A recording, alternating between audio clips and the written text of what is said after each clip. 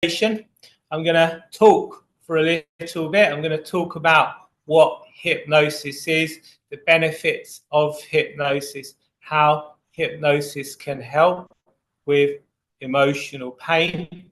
And then we are going to do a hypnosis session, which will last around 25 to 30 minutes. And then I will invite any questions, any comments. I'll maybe share some exercises, breathing exercises, EFT that can help with painful emotions, that can help with anxiety, etc. And then we'll have a little break for 5 to 10 minutes. After the break, we're going to do another hypnosis session. So tonight you're going to get less of me sharing information, more hypnosis. And I am streaming the first part of tonight's workshop to YouTube. I will record the second part of tonight's workshop. If you'd like to receive both recordings and a workbook, please send me a direct message with your email address and I'll send it out to you in the coming days. So, okay, so tonight we're going to focus on how you can feel worthy, how you can feel good enough, how you can reduce emotional pain. And hypnosis can help with these things. Hypnosis is very effective to help people to make positive changes in their life for a number of reasons. Firstly, if you have grown up with dysfunction, if you've grown up without good enough parents, a good enough parent provides unconditional love, unconditional acceptance. Child's going to know that they will get their needs met no matter what. Most people don't have good enough parents because people generally parent the way they were parented. And this causes feelings of unworthiness. This causes feelings like you need to look outside of yourself to feel okay. The child is looking to their parents to help them validate themselves. If you're not receiving validation from your parents, or if you're receiving invalidation from your parents, if you're being called names, put down, you're going to internalize that. It's going to create a negative inner voice that's going to continue to attack you and put you down even long after the abusive individuals are no longer with us. It can also happen if you spend a long time in an abusive relationship as an adult. But as children, because the neuroplasticity is so high, we're going to be most susceptible to it. And when a child grows up in this kind of environment, the amygdala, the emotional part of the brain, is going to increase in size, and the thinking part of the brain, the hippocampus, is going to decrease in size, making you more prone to emotional dysregulation. With having a regular relaxation practice, and hypnosis can be very relaxing, you're going to start to shrink the size of your amygdala, increase the size of the thinking part of your brain, becoming less prone to issues with emotional dysregulation.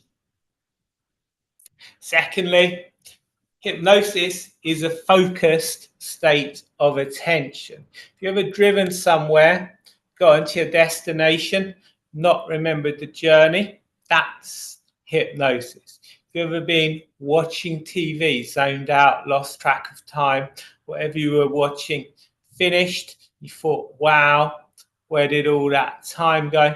That would be a state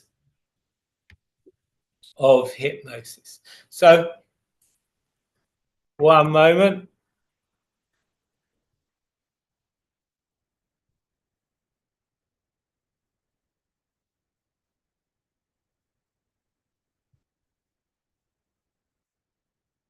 Just reply, I already sent it. Okay.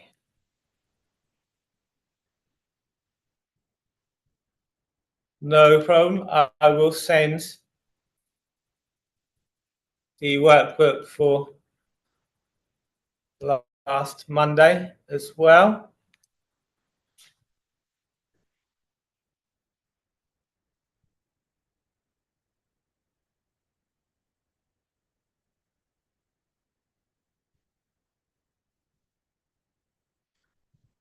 So because hypnosis is a focused state of attention, it contains an element of mindfulness. And it enables you to start to separate yourself from your thoughts and your emotions. You are not your thoughts, you are not your emotions. They are not part of who you are. Emotions serve a purpose. The purpose of an emotion like anxiety. Anxiety is a conditioned response from living in a state of fear.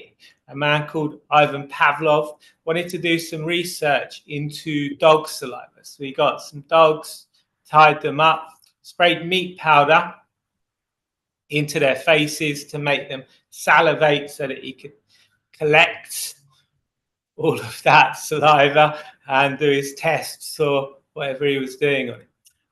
And I would assume that he set an alarm to remind him to spray the dogs with the meat powder at specific intervals. Because after a while, he found that the dogs would salivate when they heard the alarm. He didn't need to spray them with meat powder. So this is what's known as a conditioned response. And anxiety works the same way.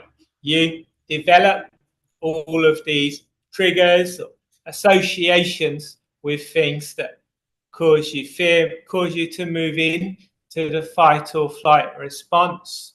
And then when you experience those things that you associate with fear, you experience anxiety, you move into the fight or flight response. The symptoms of anxiety would be very useful in a life or death situation. Sweating helps you cool down. Any kind of physical activity your mind perceives may be coming. Your heart rate increases, getting the blood flowing around your muscle, around your body, flowing to your muscles, so you can either fight back or run away.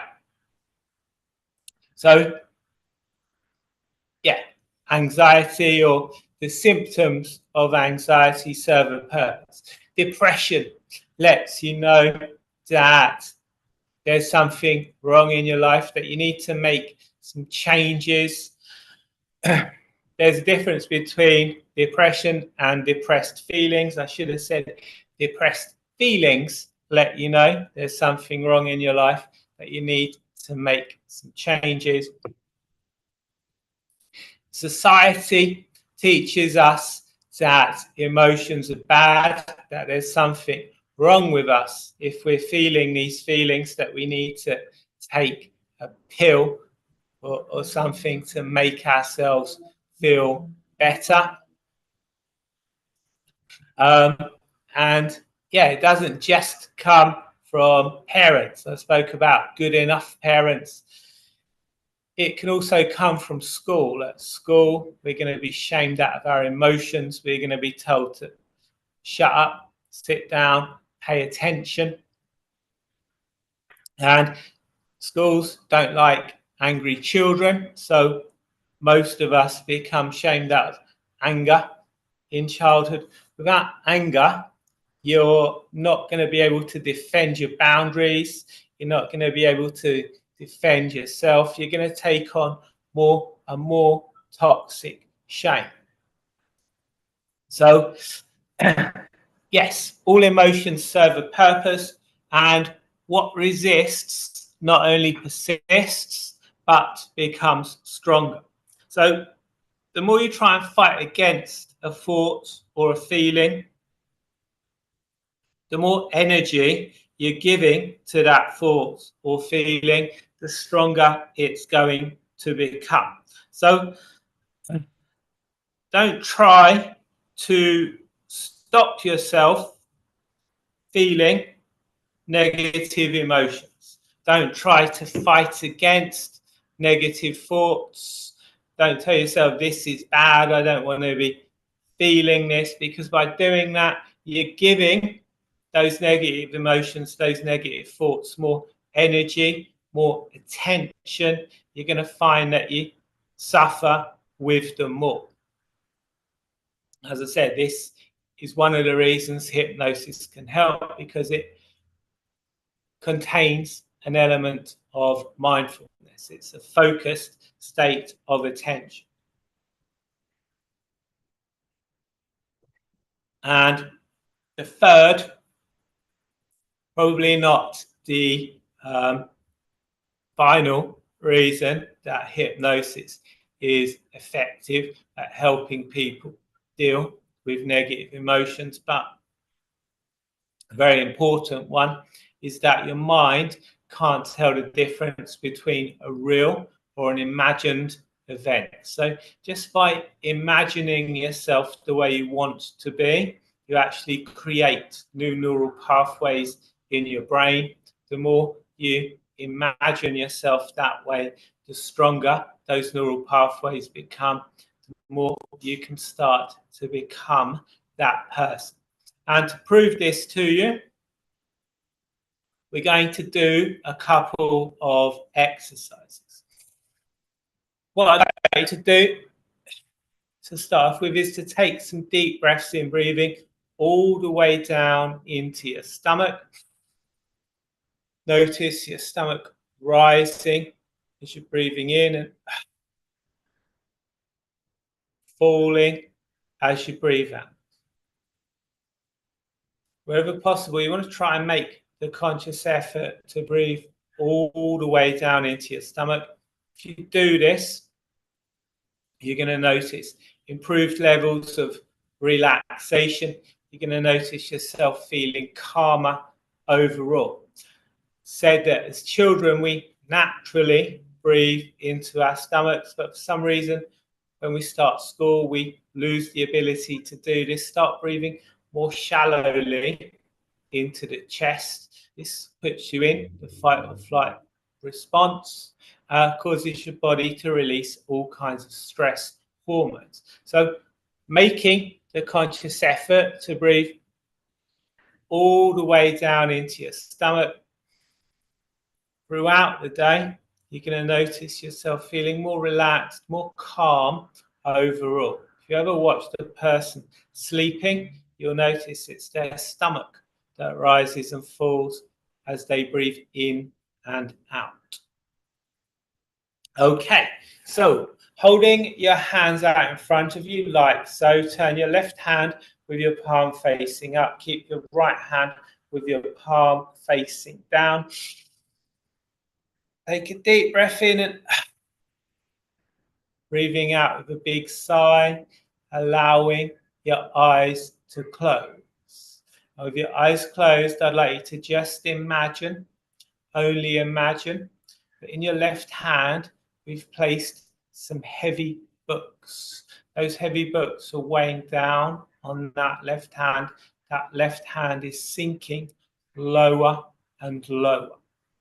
To your right hand, we've tied some helium balloons. Those helium balloons are rising up, taking that right hand with them. Just imagine that. Your left hand sinking lower as your right hand rises up. Don't try to resist or assist it in any way. Just imagine those heavy books in that left hand, those helium balloons tied to that right hand. The left hand sinks lower as the right hand rises. Sometimes when we do this exercise, people tell me they can feel their left arm becoming tired. So it's really holding those heavy books. Leaving those hands where they are, open your eyes and see if you can notice a difference between those hands. If you notice a difference between those hands, let me know in the chat box.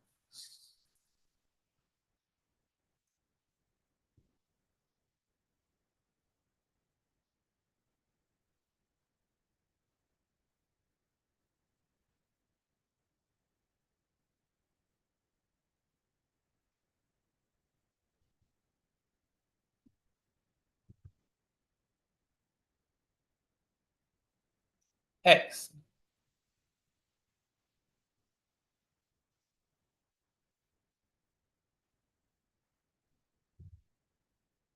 Another exercise, again, taking a deep breath in, breathing all the way down into your stomach. As you breathe out, with a big sigh, allowing your eyes to close. And with your eyes closed, I'd like you to just imagine, only imagine, that you're walking into your kitchen. There on the side in your kitchen is a nice bowl of juicy citrus fruits. Just imagine, only imagine that. What we're going to do in a moment, we're going to pick up one of those fruits. We're going to place it safely and securely on a cutting board. We're going to safely and securely take a knife. We're going to cut into that fruit, cutting a nice bite-sized wedge out of that fruit.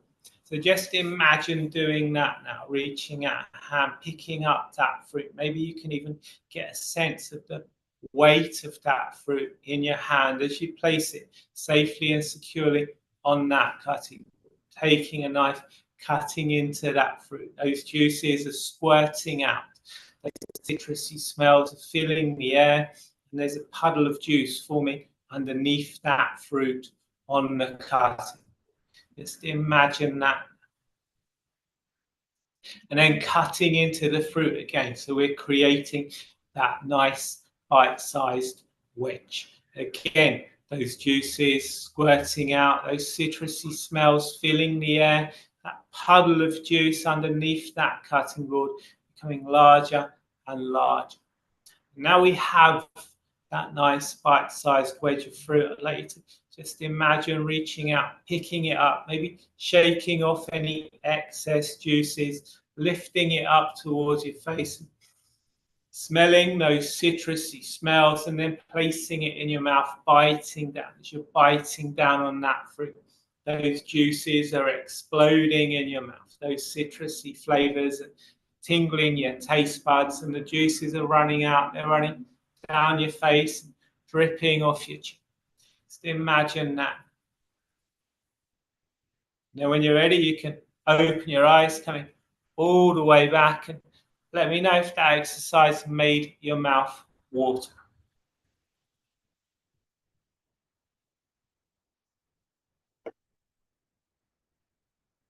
Did that exercise make your mouth water? Let me know in the chat box.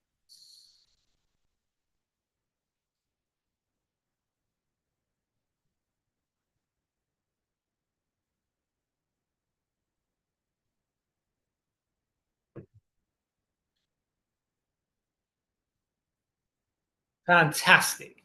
So this is the power of visualization. Your mind can't tell the difference between a real or an imagined event. And hypnosis is a perfectly natural state. It's something that we all experience several times during the course of the day. I gave you the examples of watching TV, driving a car. It's not something I do to you, something that I do with your cooperation. So as long as you listen to the sound of my voice, follow along with my instructions, you have no problem going into hypnosis. So make yourselves comfortable. You can listen to this part of tonight's workshop either sitting or lying down. It's entirely up to you how you choose to go into trance. We should become disconnected at any time. You can just wake up like you've had a nice, relaxing sleep. Click the Zoom link and we'll all be right here. Right now, there's nothing for you to do except relax, let go. Taking some deep breaths in, all the way down into your stomach. Breathing out with a big sigh. If you haven't already, you can allow your eyes to close. With your eyes closed, you can really begin to relax, let go. Just focusing on that. Seeing if you can notice a difference between those breaths.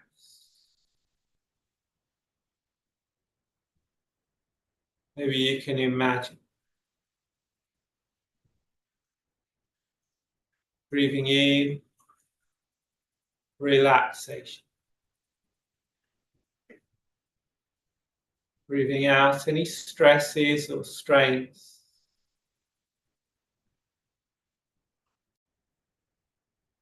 Each breath taking deeper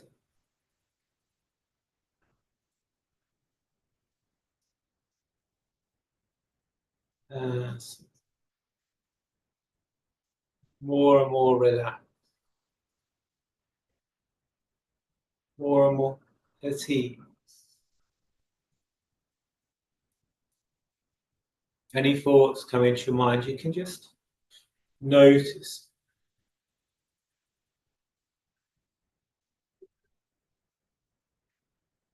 Allow your attention to return to that.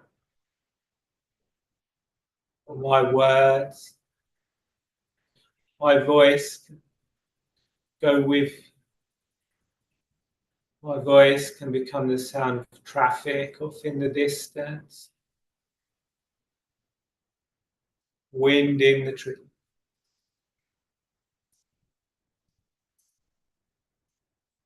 And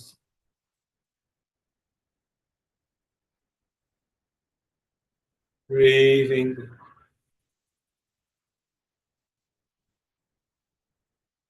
And allowing it. Unconscious mind to take more and more control. And your unconscious mind is always listening, always looking to protect you. Keep you. You're sleeping deeply. An alarm sounds. Unconscious. Mind knows to wake you. Really allowing that part of you to take more and more control.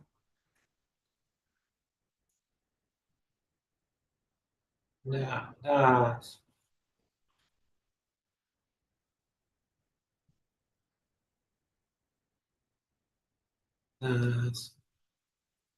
in a moment, I'd like to focus on your non-dominant hand. So if you're right-handed, your non-dominant hand would be your left hand.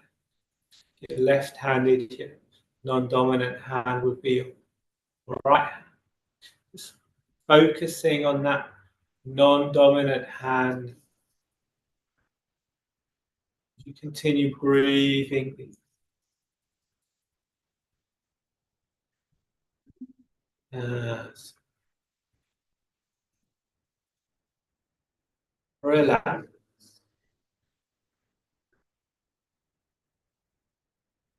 Yes. In a moment, I'm going to count to 3. When I reach the number 3, I'd like you to make a fist with that hand and imagine sending any negative energy, any negative feeling or emotion into that fist. Squeezing that fist tighter, tighter. Maybe you can imagine sending a color that you relate to those feelings, those negative emotions flowing into that fist, and that fist really becoming that color. And then release, letting, allowing that stuff to flow like water, flowing down, swirling round and round, never seen again. So doing that now, 1, 2, 3. Taking a deep breath in, squeezing that hand, sending any negative energy there, and then release, letting, drifting deepest. And again on the count of 1, 2, 3. Making that fist, squeezing that fist tighter and tighter, imagining that color related to that negative energy flowing into that fist. Release, let stuff flowing. Maybe you can imagine it dripping from your fingers. So releasing that.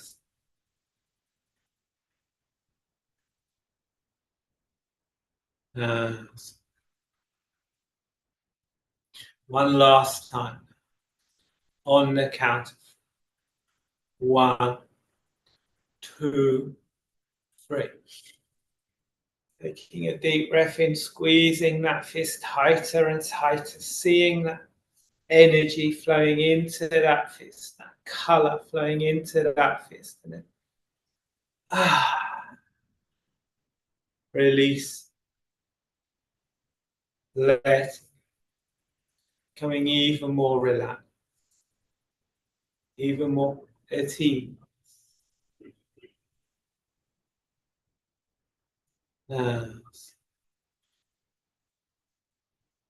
Maybe getting a sense as though the weight is lifted from your shoulders.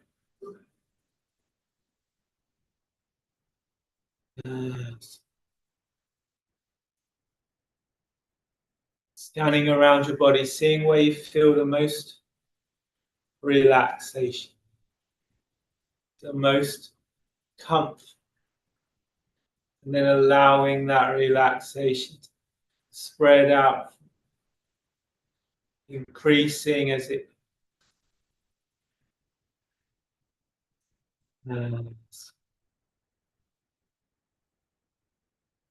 down. The more you relax, deeper you go, the more you can relax.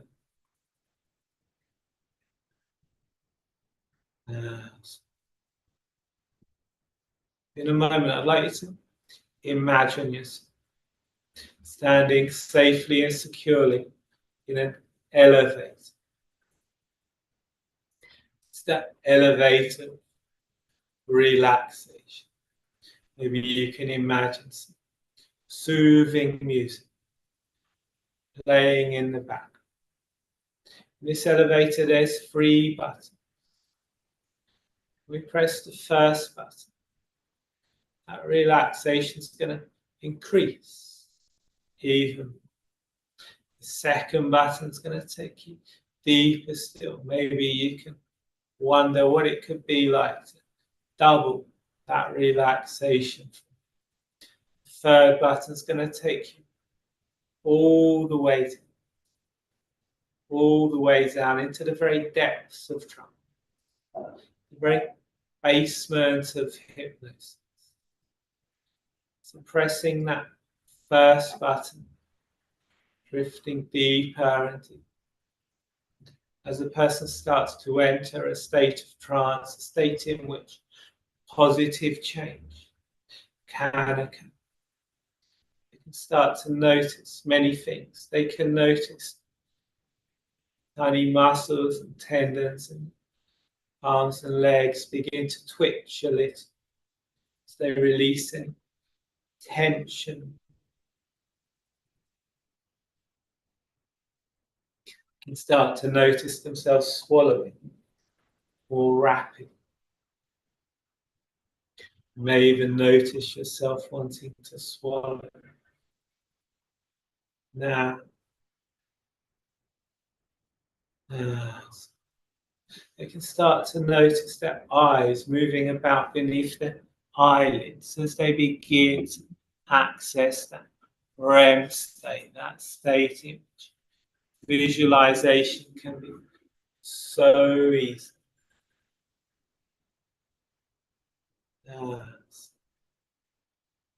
Then pressing the second and even deeper down and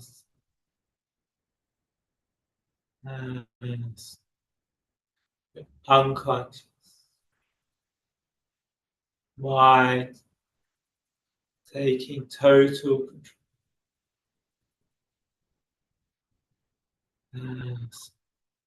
Your conscious mind needn't mind it. Unconscious becomes more aware. Your conscious mind can drift and drift. All the most powerful, lasting things you've done in your life, you've done at an unconscious level. You're able to change from a baby to a child, from a child to an adult. Did all this without thinking about it. Your unconscious mind has been breathing for you. All of them. And that can allow you to relax. Even.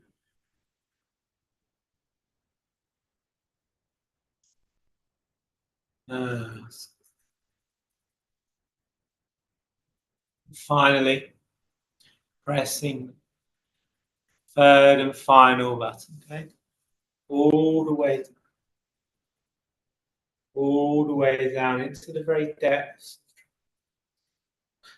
When those doors open, you can find yourself in a long corridor. There's no one else around. It's only you can feel totally safe, completely at ease. Maybe you can imagine the kind of corridor that you might find in a stately home, an old house, feeling totally safe, completely at ease.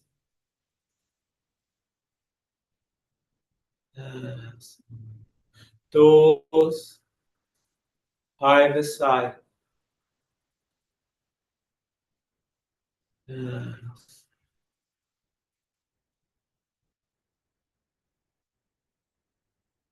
Yes.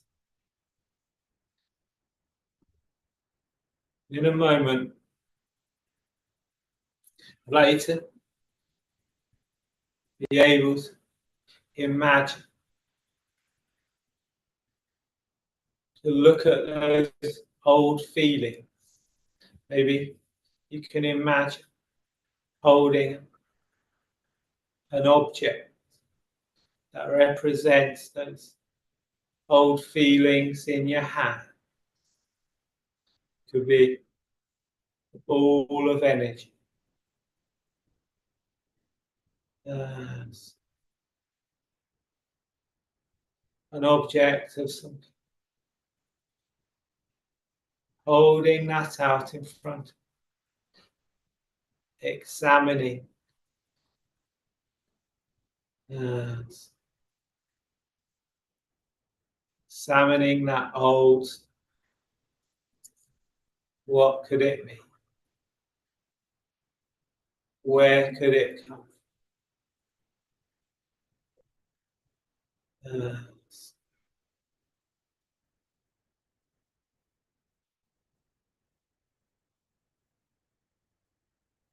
Yes. In a moment, you're going to start to move down this. With each step you take, you can start to relax more. You can start to analyze that old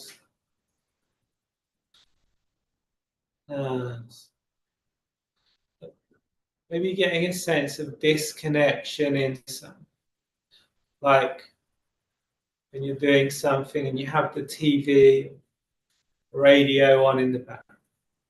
Doesn't matter what's playing out on the TV or radio, you're just focused on what right now. You can just focus, relaxation, comfort.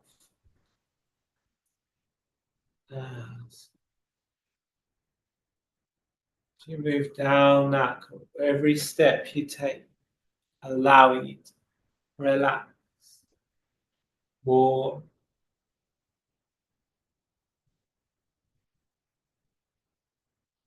As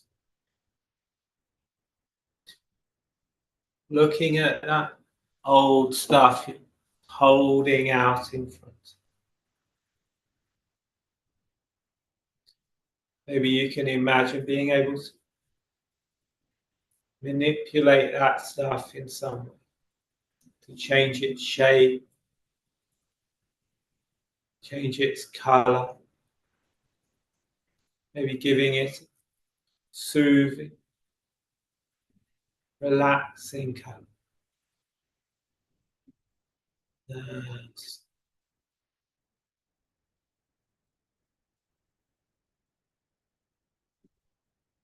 Yes.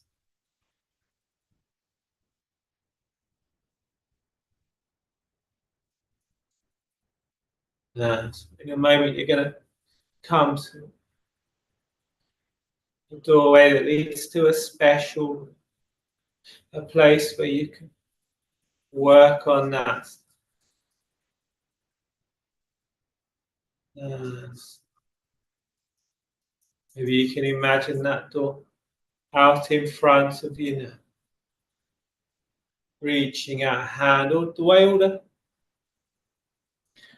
muscles and bones work together as you reach out a hand, turn that door handle,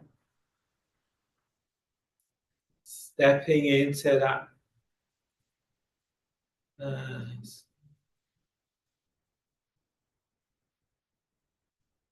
Nice. In this room, you can find tools, things that can allow you to continue to work on that old stuff. Maybe you just like to take a hammer, smash it into a million pieces.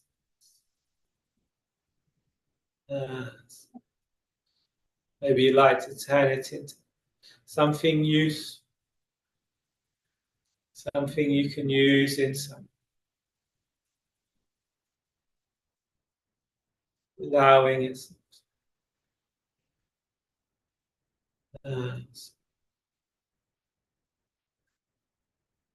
Do that now. Relax.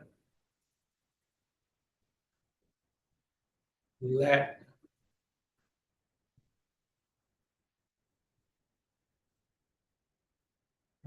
your unconscious mind can give you a sign, something to let you know that you're releasing that old stuff. It could be a twitch of a finger or thumb. It could be a feeling of increased comfort, relaxation.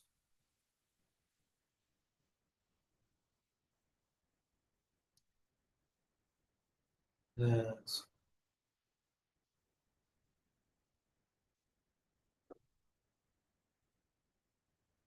And in this place, you can find a mirror, a full length.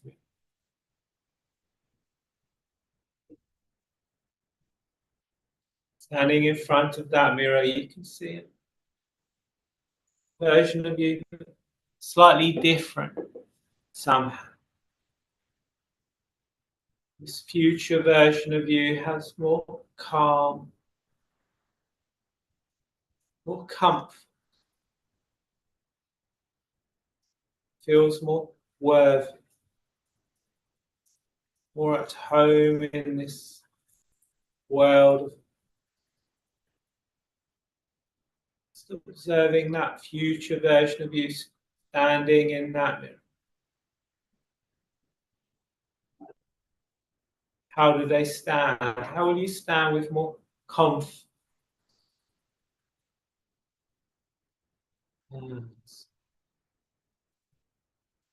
More self-love, more self-acceptance. I wonder if you can feel that self-love. Feel yourself bathing in that self.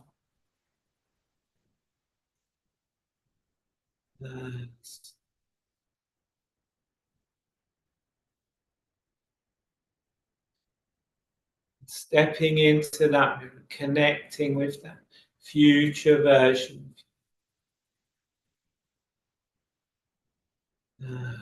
Really feeling that worthy, that calm. Noticing this. Those changes taking. What will you notice when you notice those changes taking? How will your thoughts begin to change? Will people be interacting with you different? Will you be talking a little bit more confident? Really connecting with the future version, seeing through their eyes, feeling what, hearing what you.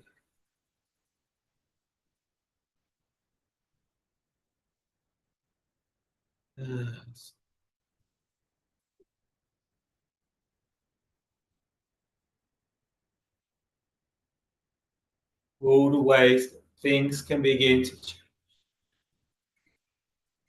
You can begin to change.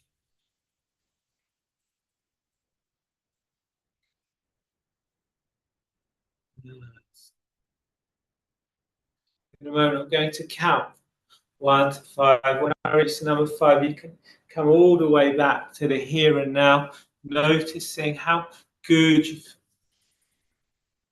1, allowing the feeling to return to your feet. Maybe you like to wiggle those toes. 2, as the energy flows up your legs into your body. 3, flowing down your arms into your hands. Maybe you'd like to wiggle those fingers. 4, and on the next number you can open your eyes, noticing how good you feel. 5, eyes open, wide awake, and maybe like stretch and sigh.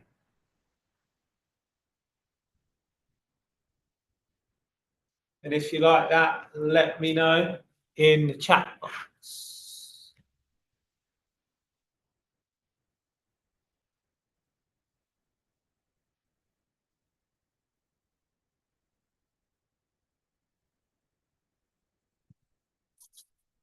Excellent. Feeling calmer.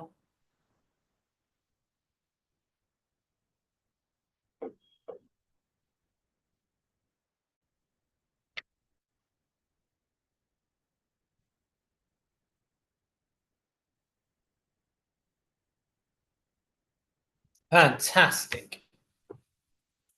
Okay, so as I spoke about earlier, feelings of unworthiness, feelings of not being good enough, that negative self-talk that often comes from growing up with dysfunction, growing up in an environment where you're being attacked, put down, called names.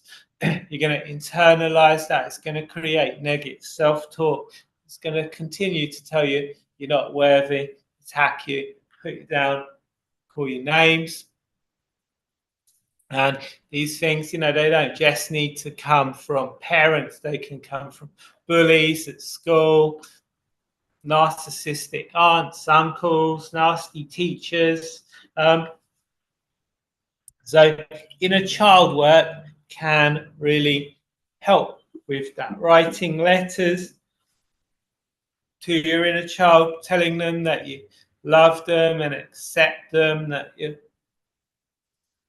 they're worthy, as can standing in front of a mirror for 5 to 10 minutes every day, looking yourself directly in the eye and repeating the words "I love" and "accept" over and over again. Doing that, it can feel very uncomfortable at first. All kinds of negative emotions can come up. You can, feel uncomfortable, stupid. You may even start to cry.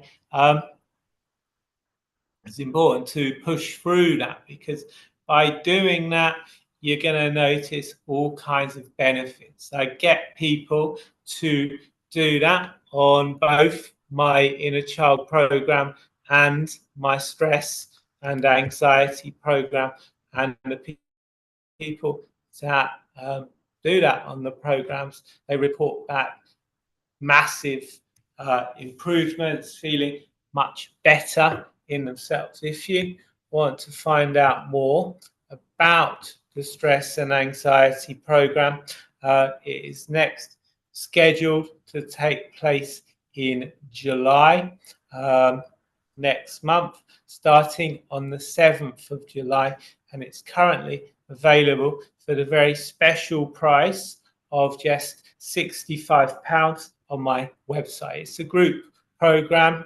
On the program, we do exercises every week. We do exercises to overcome stress, anxiety, and negative emotions in general. And as I said earlier, all emotions serve a purpose.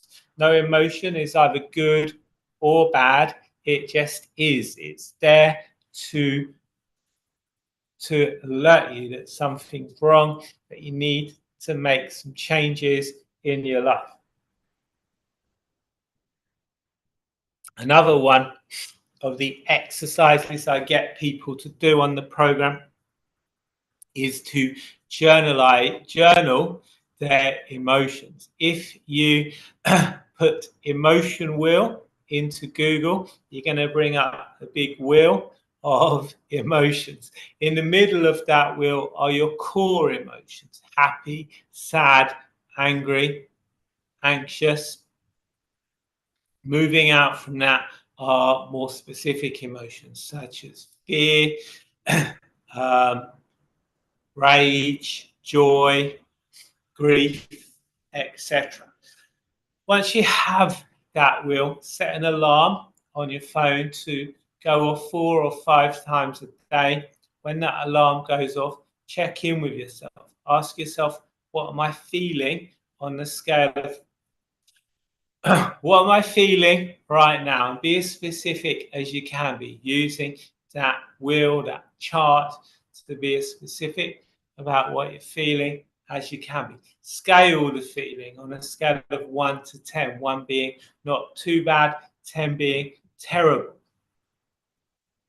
Ask yourself what caused the feeling, what reduces the feeling, what increases the feeling. What evidence is there to support the feeling? Is there a lion or a tiger in my living room right now? Is there something that I need to be worried about? And that exercise, as I said, we do that on the stress and anxiety program, which you can find out more about by the link I placed in the chat box. I will also be putting that exercise in the workbook, which if you've emailed me if you've messaged me your email address, you're going to get access to. If you haven't messaged me your email address and you want to get access to that program, send me a private message with your email address now. Okay, so now we're going to have a little break until 5 minutes past 8 UK time. When we come back after the break, we're going to do the second hypnosis session. So seeing everyone again in about 7 minutes time at 5 past 8 UK time, and we're going to do the second hypnosis session. Seeing you all again shortly.